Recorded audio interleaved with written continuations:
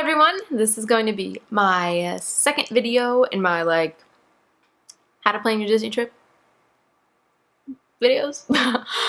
This is the second one and the last one. There's only been 2 parts to this. I didn't want to drag it out. I'm sort of just trying to get the information out there. And yeah, so this is the second one. If you were interested in the first one, I will link it up there in the eye, and I'll also put it down below so you can go watch that. So in that first one, I talked about picking what time of year you want to go, and different kinds of tickets and ticket prices and the different hotels and stuff like that. So if you're interested in that first part, again, it would have been in the eye, and I will also link it down below for you if you are interested in taking a look at that. This is, like I said, the second part and the last part, the only other part that's going to happen. And yeah, we're just going to sort of get right into it. So actually, we're not going to get right into it. So if you're new, typically my channel is generally beauty-ish, a little bit of lifestyle smattered in there. Obviously this is neither of those things, but I love Disney World. We have a trip coming up soon-ish, within the next year. It'll be my 10th trip, so I've been there a number of times. I'm not saying I'm an expert, but this is sort of just because I've been there so much, this is the information I have, and this is sort of what I would suggest, along with actual facts.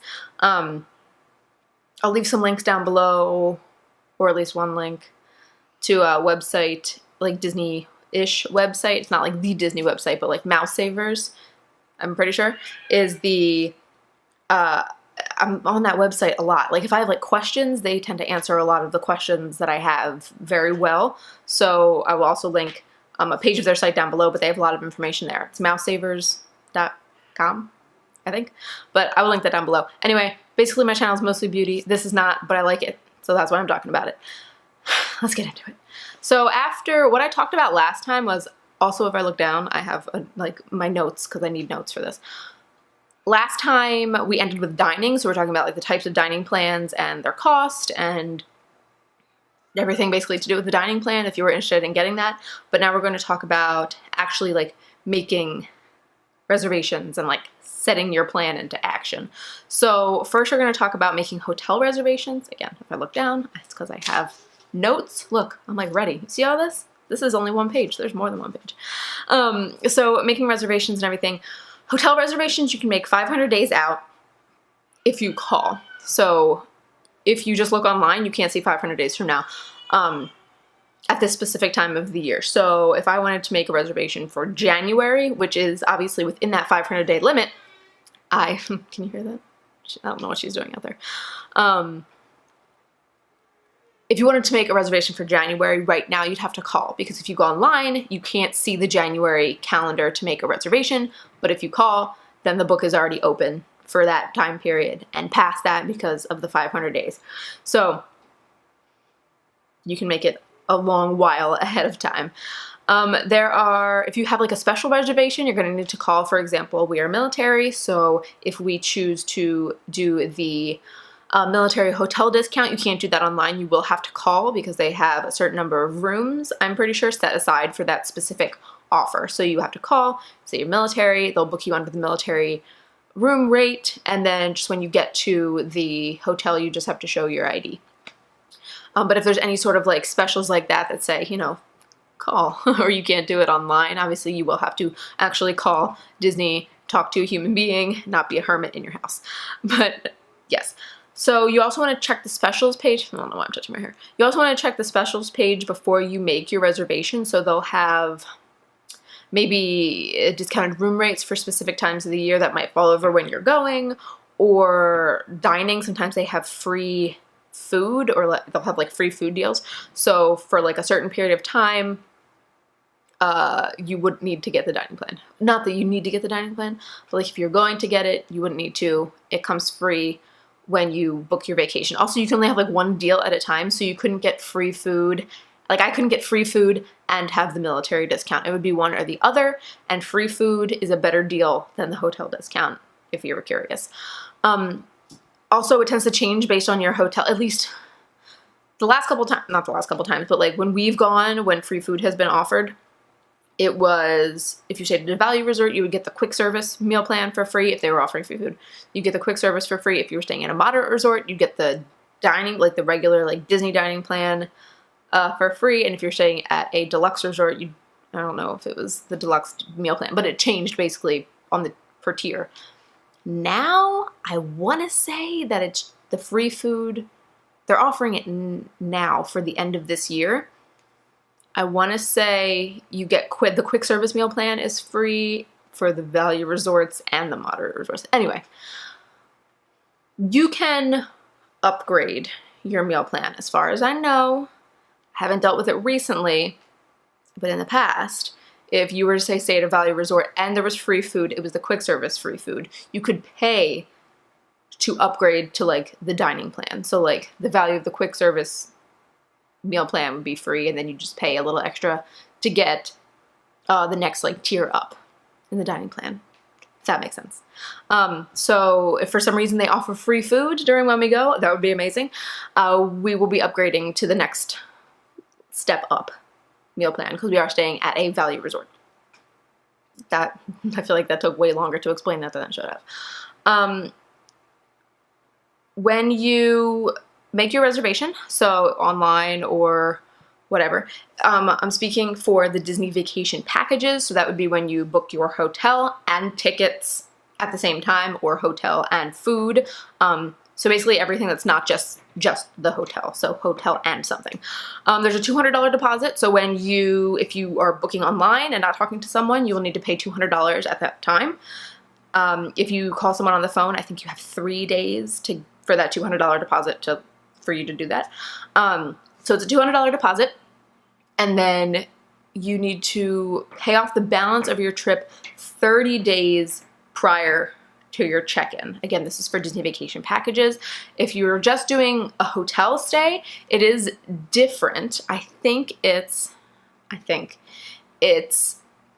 you need to put down like 2 nights as like your down payment, 2-night stay, maybe?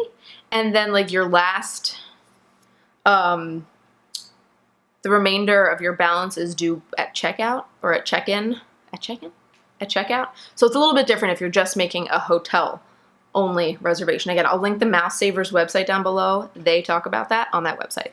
But for vacation packages, again, $200 deposit, and then the remainder of your balance is due 30 days prior to you checking in for your vacation. So that.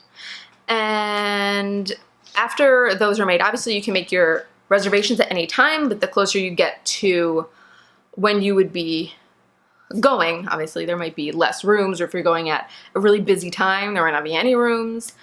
So just keep that in mind. Also, as far as like booking your vacation, I don't think I mentioned this in the last video, check to see if there's like events happening when you're going. For example, at the beginning of January, the marathon happens. There's a weekend where it's like the marathon weekend, marathon, half marathon, there's like a 5K, a 10K, there's all this stuff that's going on. And it is really busy then because so many people come and they stay at the hotels. So if you plan on going at that time, you can look it up. You can look up the dates for events, big events that are happening in Disney World. Make sure that you know if something's happening over when you're going. That way you know if it's going to, when you show up, you're not like, why is it so busy? Because like something is going on. And also you're going to want to make your reservations earlier if there's going to be just like a heavier amount of, like a larger amount of people there at a time of year where it like doesn't make sense. Like January, because it's a value season. There tend to be less people there in January, but there's that one weekend where there's like a bunch of people there. So keep that in mind. That was just a little side note. Also, flights, if you're flying and not driving, I've driven multiple times, not me personally, but like my family drove a bunch. But if you're flying, you can book it through the Disney website, but personally, I would suggest not doing that. Just go to like the airline's website, find a flight. It's going to be cheaper, I think. I don't know, cheaper, but it just like seems cheaper. And it seems like there's more options if you just go to the actual airline's website and try to find a flight instead of doing it through the Disney website. That's just a preference from me. Don't get caught up in the fact that like you're on the Disney website and oh, the flights are just there. Let me just do it here. Make sure you're checking everywhere to get like the best deal. Again, dining, like I said in the end of the last video, you can make your reservations 180 days in advance. So if you've already made like your hotel reservation, like I would make my hotel reservation before I did dining. That's just the way I do it.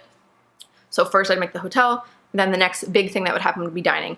It's 180 days out, and you can book for your whole trip. So when like your first trip, when your first day of your trip is 180 days away, you can book not only for that specific day, but the entire length of your stay, if that makes sense. So when that happens for us, I can make my entire day, or my entire however many days worth of reservations, instead of doing like one day at a time, which is nice. Yeah, so next would be fast passes. Let me flip back because I wrote this one first and then I realized that that's not the first thing you do. Next would be fast passes. So after you make all your dining reservations and everything, again, if you're interested in more dining information, dining plan information, just like things that I talked about, that is the last part of the last video. So go look at that. But fast passes are basically just like you're reserving the time that you were to ride a ride. So if you've never been to Disney, you basically say, I want to ride Pirates of the Caribbean. And I definitely want to get on that. I don't want to have to wait in the standby line. So you'd make a fast pass for it. So you could say, okay, like I want my fast pass to be between 12:30 and 1:30. Then anytime in that like hour block, I think it's an hour. It was an hour when we went, unless they changed something. Or things are always changing. In that hour block, you have to show up. And then you can basically beep your magic band. We'll get there. We'll get to magic bands, but you'll beep your magic band. It'll basically register that you have a fast pass for that time, and then you get on. You get to stand in like the fast pass line, which is typically shorter than the standby line. Obviously, if you pick like an in-demand ride. So fast passes, like I said, hour time range. You can have 3. You can make 3 in that first time. So you can make 3 a day.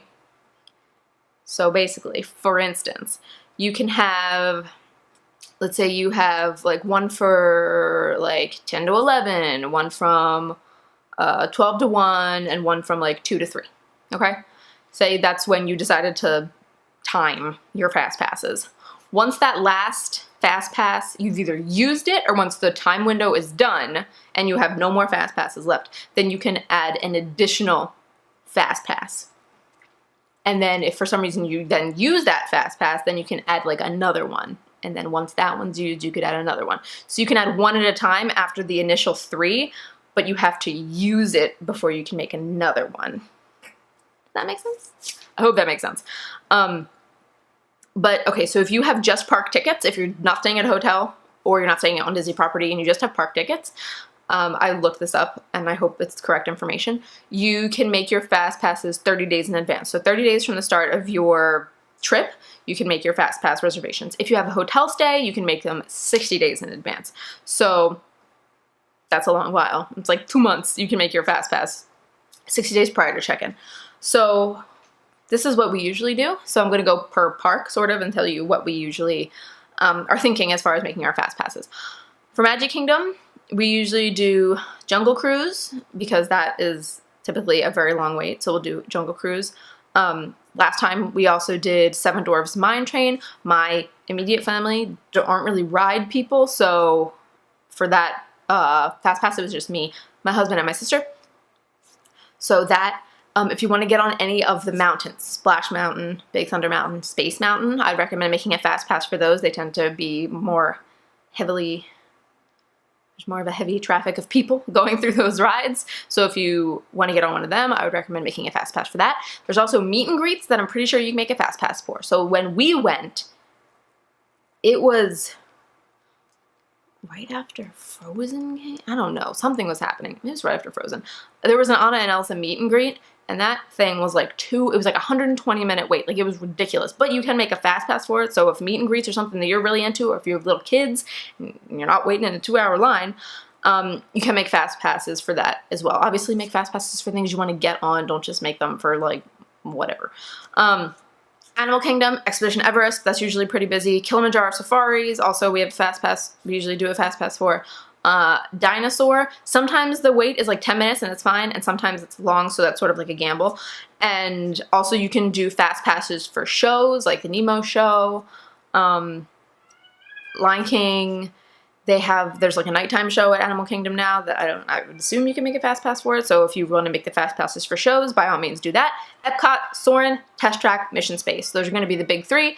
We go on Soarin' and we have people that get on Test Track, but none of us get on Mission Space. So obviously we would not make one for that. But if you want to get on it, then those are sort of the big three in Epcot. For Hollywood Studios, Toy Story Mania, if you're getting on Toy Story Mania, get a fast pass. Get a fast pass, because the wait for that can be astronomical. Usually what we would do is we would get right in the park. If we want to get on it twice, we'd get right in the park and run, literally run to Toy Story Mania. Get on Toy Story Mania right at the beginning, and then use our fast pass later in the day. That way we get to do it twice, and it's fun. But Toy Story Mania, and then anything else you want to get on there? Shows, I know you can do a fast pass for like Fantasmic if you wanted to do that, but those are just sort of like what I think of when I think of like fast passes for specific parks. Also just coordinate with your group. If you're going with a bigger group of people and you know some people don't like a certain ride but they'd rather get on something else, make 2 different fast passes for the same time. So like one group will get on Space Mountain and another group will get on Pirates of the Caribbean. If like you could always like do that at the same time. That way there's not people just like wandering around doing nothing while another group gets on a roller coaster. They might not like roller coasters. You know, coordinate with your group. Coordinate with your group. There's also a Disney app. I'm pretty sure it's called My Disney Experience that you can download for your phone. I had this the last time we went. If for some reason you need to change a fast pass, like you're running late or something happened and you need to change the fast pass time, you can go through and change a time if they have one available. Times will get blocked out, so you can only have so many people per like hour block. But I think it's like there'll be a block from like 11 to noon, and then the next block will be like 11:05 to 12:05. I think it's 5-minute increments. Maybe it's 10-minute increments. It's not like 11 to 12, 12 to 1, 1 to 2. It's not like that. It's like it's smaller, smaller increments. But if you're just, if you're running late and you need to change the time or something, you can go onto there. You can go on there and you can change a fast pass time if you need to, or you can like delete a fast pass and like add something else if that's something that you want to do. So fast passes done. We're only at like 17.5 minutes. Pretty good. So next is magic bands. Basically, your magic band is everything. If you're staying in the park, they are free. If you're staying outside of the park, they are not. You can buy them. I think they're $12.95 is the cheapest one that they have. But you don't need them. They're not necessary for your stay. They're not necessary to have, but if you are staying on property, then they do get given to you for free. It's everything. It's your room key. It's your park tickets, your fast pass reservations. It can be your credit card if you link a credit card to your room. You can use your you can use your magic band to pay. There's just like a little thing, you like hold it up, it beeps, and then there it is. Which is great. Is my memory card about to be full? It's like beep, it's like flashing at me, but I don't know. Oh no, it just split. Okay, it just split the video. But you can just, you just hold it up, it turns green, boom, and then you pay. That way you're not like taking out cards, and it makes it faster. If that is something you're concerned with, it makes it quicker. You can choose your color. So when you go online to My Disney Experience, basically it's the Walt Disney World website. You click sign in, you can make an account, My Disney Experience. That's how you organize your fast passes. You can see your dining reservations. You can do all your magic band stuff. You can choose your color. There are 8 colors now, I believe, that you can choose from. So you get to pick your color. There's a deadline for receiving your magic bands. So basically they will ship to your house. So you'll get them before you leave for vacation. But if you make like a last minute sort of reservation, I think it's 11 days. I think, yeah, if you make a reservation within like, if it's like 11 days out from when you would check in, then you can pick up your magic bands at the front desk when you check in. Other than that, they will be shipped to your house. It varies how fast it'll be to get there depending on where you're located, as I found from experience. When we went last time, my husband and I lived in Hawaii, and my immediate family did not. They lived on the East Coast. So our magic bands sort of like shipped at the same time, but they got theirs in like a couple days, and it took like 2 weeks to get to Hawaii. Maybe not 2 weeks, but it was a while. It was like I feel like we were getting close to our vacation time. I was like, these better show up because I need these. But they will come to your house again if you're within like that, if you've booked far enough out. You can add, I was gonna say like you can add flair, but there's like decorations that you can add to your magic band. They're like clip on. Basically the magic band, it's like a little rubber cuff thing, and you can like adjust the size so it has like the little holes. There's like little characters and like stuff that you can like put in and like decorate it if you're feeling so inclined. It's also linked, Magic Band is also a link to your PhotoPass. So if you get any pictures taken in the parks by the PhotoPass people, then it will link to your Magic Band. And I'm pretty certain that if you would go in to like buy photos, you touch it, all your pictures come up. Bam. It's pretty easy. And you can, let's see, what else? That you use it when you get to the airport if you're going to get on when you get on Magical Express. So Magical Express is only for people who fly into Orlando. Basically you fly in, then you follow the signs for Magical Express, and you, again, beep your magic band. It comes up with your reservation. They make sure that you are who you are, make sure the hotel that you're staying at is the hotel you're staying at, and then you get on the bus and it takes you right to your hotel. It's pretty awesome. And like I said, if you're not staying on park, they're not free, but you can get them if you would like to pay for them. But basically the magic bands are everything that you need. Yes, that's it. So that's all like the actual information I have, all like the facts, the factual information. And I think now, like at the end, I'm just going to share with you like, I don't know, like personally how I run my trip, just like thoughts I have as far as planning a Disney vacation. I've gone with my immediate family, which is 6 people. I've gone with my immediate family and my husband, so 7 people. We took a trip, a big family trip that was 17 people. That was not a good idea. that was not a good idea. But I've gone with like that many people. You lose your mind a little bit, it's fine. So I've gone with different groups of people basically. And basically the way I try to run it is I plan it, but I don't plan every minute. So I plan like chunks of like big events that are happening throughout the day. So like, okay, this is what time we're gonna wake up. Usually it's pretty early in the 6 o'clock hour, at least. It's not after, not even close to after 7. Sometimes in the 5 somethings, depending on what time you want to get to the park. But yeah, I organize it, but not too much. So basically we're gonna wake up, I have a time. Are we eating breakfast in the park? Are we not eating breakfast that day? We usually bring food, so we'll be like, oh, we'll eat a Cliff Bar because we're having like a big lunch, or we're eating like, the meals we're eating today are lunch and dinner, or something like that. Because at Disney you get a lot of food. I don't think you need 3 full meals a day, and if you eat 3 meals, like a meal is easily shared between 2 people if you're eating at like, not that fancy place where there's like nothing on your plate. So, right, so what are we doing for breakfast? Okay, we're gonna go to, this is the park we're going to today. These are the fast passes we have for today. Like, these are the times. This is where we're eating lunch. Like, I'll know where we're eating lunch ahead of time, so it's not gonna be like, it's not gonna waste time like us just like wandering around trying to find somewhere to eat. So like, this is where we're eating lunch. This is where we're eating dinner, fast pass times, and then sort of in between those events, just like have fun. Just do it. I mean, like it's a fun place to be if you don't freak out and stress out over it. So I basically have, yeah, like a guide of how the day is gonna go with gaps of free time, if that makes sense. And then we'll sort of do whatever. Go on rides that don't have a long wait, eat random food. If you're in Epcot, just start eating. Eat that entire day.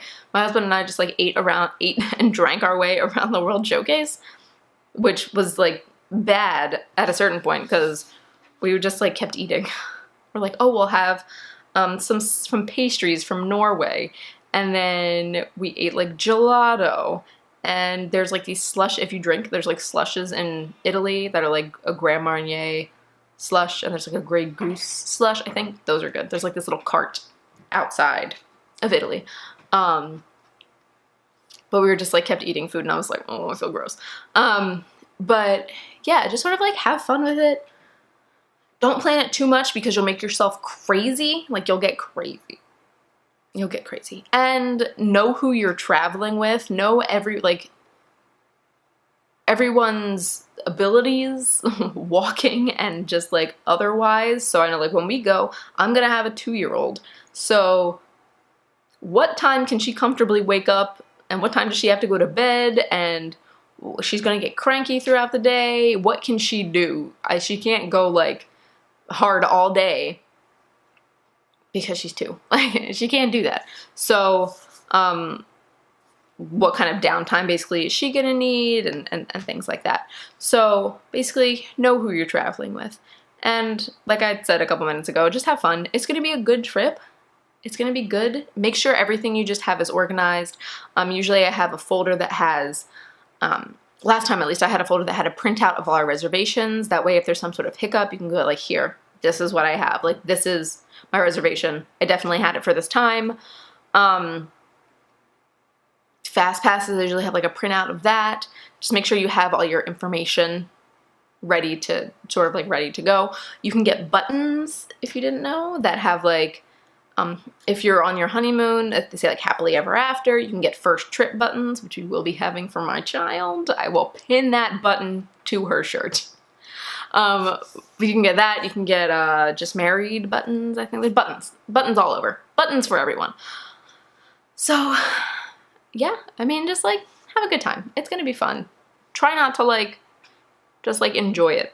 Don't get super stressed out. Just plan all your things ahead of time and make sure everything's ready to go, and then just bam, Disney World. I've had a fun time every time I've been there. I am an adult that likes Disney. Is it too dark in this video? I'm an adult who likes Disney World, which is fine. I'm not like ashamed. Like, look at this on my desk. I have a little chip mug. Who just has a chip mug sitting on their desk? And granted, it's filled with like face wipes and child chapstick, but like, isn't he cute? Like I can reach things from where I'm sitting right now and just like touch Disney stuff, which is fine. Like that's good. Yeah, I don't really know what else to say. If you have any other questions, anything, any questions about stuff maybe I didn't cover or questions about stuff I did cover, please leave them down below. I'll be more than happy to answer them, find the answers. If there's more people commenting, maybe you know the answer and you can answer someone else's question. But that's gonna be it. I had a fun time making this. I'm like really excited for my trip now. I'm really excited for my trip, and I just want to like be able to start getting stuff rolling, and I can't wait to go. My daughter's gonna have a good time. I'm gonna have a good time. Even if she does not have a good time, I will have a good time. Let's be real, this trip is for me, and she just happens to be there. But yeah, that's gonna be it for this video. Again, questions about stuff what is she doing? Questions about stuff I covered or stuff I didn't cover, please leave them down below. I'd be more than happy to answer them, find the answers, all that stuff.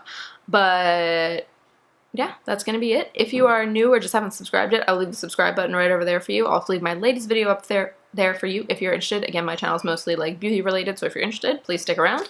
And that's gonna be it. Thanks for watching, and I'll see you in my next one. Bye guys!